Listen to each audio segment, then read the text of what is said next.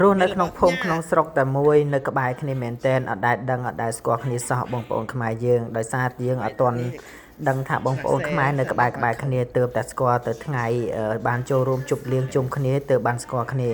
តាមពិតខ្ញុំនិងគាត់នឹងនៅក្បែរគ្នាមែនតែនជិះរយៈពេលតែ10នាទីពីគ្នាទេហើយយើងអត់ដែលដឹងភាពតំណែងពីមុនមកដល់អញ្ចឹងធ្វើឲ្យយើងមិនដែលស្គាល់គ្នាសោះឥឡូវទៅបានស្គាល់មិនដឹងថាគាត់ជាអ្នកស្រុកអ្នកភូមិខ្ញុំដូចគ្នាអញ្ចឹងខ្ញុំពិតជាសប្បាយរីករាយមែនទែននៅពេលដែលបានជួបបងប្អូនខ្មែរយើងហើយនៅស្រុកភូមិជាមួយគ្នាទៀតនៅក្បែរគ្នាមែនទែនមករស់នៅស្រុកគេជីវិតគឺឯកោមែនទែនបើសិនជាយើងមិនមានភាពតំណែងជាមួយនឹងបងប្អូនខ្មែរគ្នាឯងព្រោះដោយសារយើងជាជនជាតិខ្មែរមែនប៉ុន្តែយើងមិនអាចតំណែងជាមួយនឹងបរទេសស្រួលដូចជាបងប្អូនខ្មែរយើងទេនៅក្បែរគ្នាមានអីអាចចែករំលែកគ្នាដូចថ្ងៃនេះជាដើមខ្ញុំបានមានរបស់តិចតួចខ្លះដើម្បីផ្ញើជូនគាត់អញ្ចឹងគាត់ក៏ជូនមកខាងខ្ញុំវិញអញ្ចឹងទៅហើយថ្ងៃនេះយើងបានណាត់គ្នាមកផ្សារជុំគ្នាព្រោះ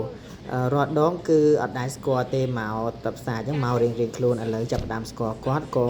យើងបានប្រមូលគ្នាដើរទិញអីវ៉ាន់ជុំគ្នាអញ្ចឹងហាក់ដូចជាមានភាពស្និទ្ធស្នាលជាងមុនហើយយើងលែងជាមានភាពឯកោជាងមុនយើងបាននៅក្បែរគ្នាអញ្ចឹងគឺថាមានតំណែងល្អមែនទែនសម្រាប់ក្នុងការរស់នៅក្នុងប្រទេសអាមេរិកនេះដោយតួយ៉ាងខ្ញុំ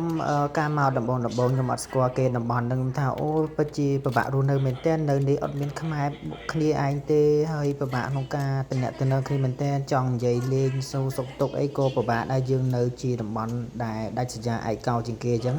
មានអារម្មណ៍ថាជីវិតយើងដូចជាឯកោខ្លាំងមែនទែនដែលធ្វើឲ្យយើងពិបាកក្នុងការរស់នៅបន្តិចដល់យើងបានស្គាល់គ្នាចេះទៅយើងមានអីយើងអាចចែករំលែកគ្នាចឹងទៅហើយអាចណាត់គ្នាជុំ